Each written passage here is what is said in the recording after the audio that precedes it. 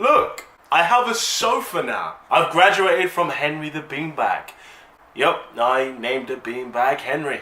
I will forever be grateful, Henry.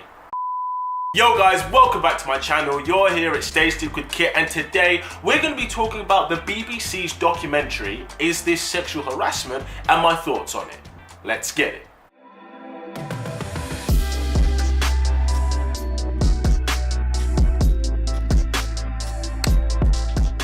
Sexual harassment. So there's a documentary that was released recently on BBC called Is This Sexual Harassment? What a provocative title, eh? And they show 10 guys and 10 girls this 3-part chapter of a guy who's interested in his female colleague at the bar that they work at and how that unfolds. It's definitely worth a watch, especially in this #MeToo climate. Now, it takes some really interesting twists and turns, and it really does make you think of what is an appropriate way to take an interest in someone. I mean, have we moved forward as a society in a positive way for how men and women can pursue one another, or are we just becoming oversensitive to it? So one of the girls said that we shouldn't have any romantic potential at work at all. Dating someone in the workplace should be completely off limits, which is what some companies, especially in the States, have started to implement into their policy, that any people suspected of having any romantic relations have to be reported immediately. Didn't know love was allowed to be governed. Now, this could be a potential solution, but a problematic one. You see, research has shown that out of all the ways that you can meet someone, people who meet in the workplace are the most likely to get married. With 31% of couples who meet in the workplace get married, compared to second place, which is 11% met through, family and friends, and then it just gets lower for places like clubs, bars, and Bumble. That means that according to this statistic, a partner that you meet at work has a 1 in 3 chance of being the person you say yes forever to. Do you really think someone at a bar or club has a 1 in 3 chance of being the one? Heck, even a 1 in 10 chance is high for a club.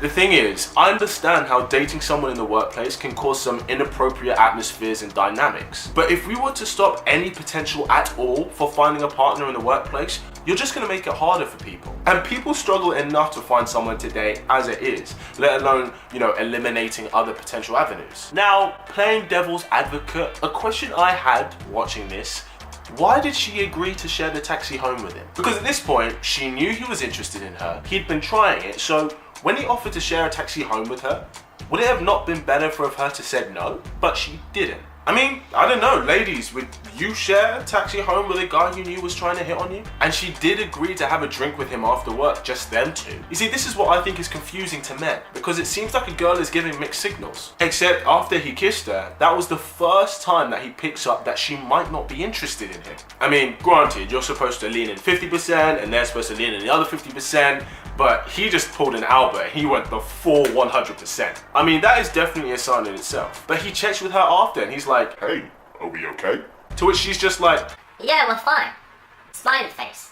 Why didn't she say something then? Like, "Hey, look, you're a nice guy, but I'm just not interested in you." She could have even said, "Look, I think dating at work is really inappropriate and that's a line I'd rather not cross." I mean, I don't know, do I have this wrong? Ladies, you tell me. If there's a guy that you know's hitting on you and he's interested in you, that you have no interest in him, and he offers to share a taxi home with you, would you say yes? What's interesting is that there were mixed opinions on both sides with the guys and girls. One of the girls, interestingly enough, said, "Why didn't she just tell him that she wasn't interested?" And I kind of agree with her. Why are we treating women like they're these helpless little, poodles who don't have the courage to just say to someone, "Hey, I'm not interested in you"? Saying things like, "Oh, he knew that she was uncomfortable, but he just kept on going anyway," and so on. Now, there were 1 or 2 instances where maybe he put his hand on her back or put it on her shoulder and she kindly shrugged it off. Now, for me personally, that would at least make me take a step back and think,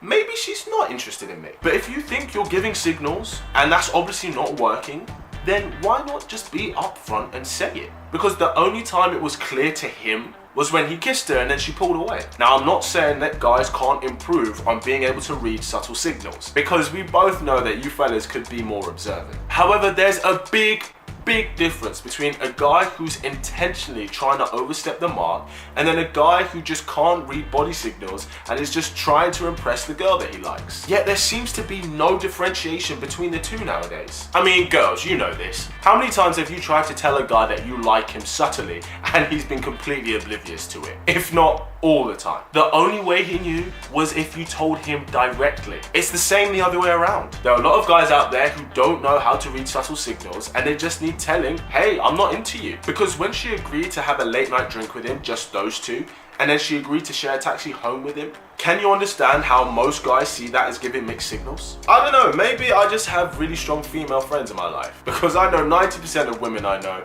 would tell a guy straight, hey, I'm not into you. You know, they would make it clear. Actually, I have a few female friends who would straight up slap a guy if he continued to try it.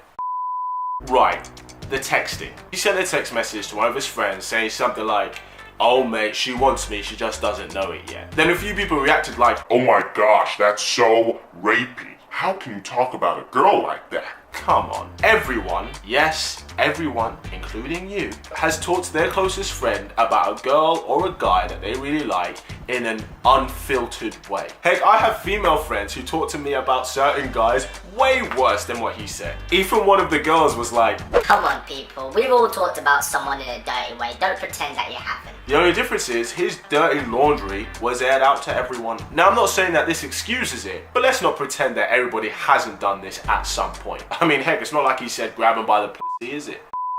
One thing this documentary showed us is how men and women communicate differently. Men communicate more directly and women communicate more indirectly. That's why men are more physically aggressive, whereas women are more passively aggressive. I was talking to a close female friend of mine who'd watched it as well, and she said that it was very clear that she wasn't interested. Now, I like to think that I'm quite good at reading signals, so to me, I could see how she wasn't interested. But learning subtle signs, especially from women, is an art that you have to learn as a guy. It doesn't come as easily to us as it does to you ladies. They brought in a professional lawyer at the end, and she'd had experience defending the accused and the accuser in her career. She explained to us exactly what sexual harassment is defined by law. In a nutshell, hand on shoulder, sexual harassment. Pat on the back, sexual harassment. Making a joke, sexual harassment. Complimenting one's outfit, sexual harassment. Complimenting one's perfume or cologne, sexual harassment. Staring at someone, sexual harassment. You think I'm joking?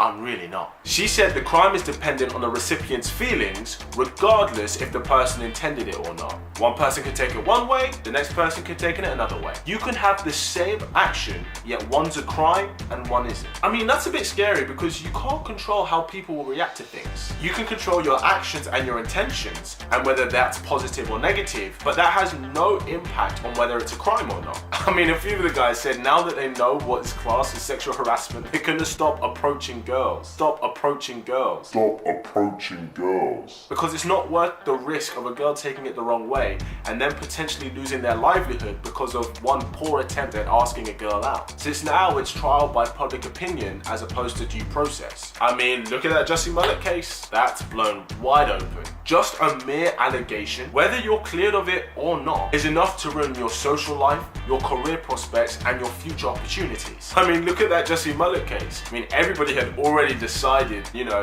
look at that scum and everything like that. I don't know, maybe girls are gonna have to start approaching guys more. Maybe I'll do a video on that. So all that said, what can we take away from this documentary? Well, first, you guys, you need to get better at learning subtle signals because you don't want to get in trouble for doing something that you didn't even know you were doing. And ladies, you need to learn to be more direct. This isn't the 1800s when only your father is allowed to speak for you. You can speak for yourself. And you should, because being direct won't only just help you stop getting unwanted attention, but it will also command respect from the others around you. What did you think of this documentary? Anything else you think that can bridge the communication gap between the men and women? Let me know what you guys think in the comments below. I'll make sure to respond to it if you do. And as always, keep it slick. Pow.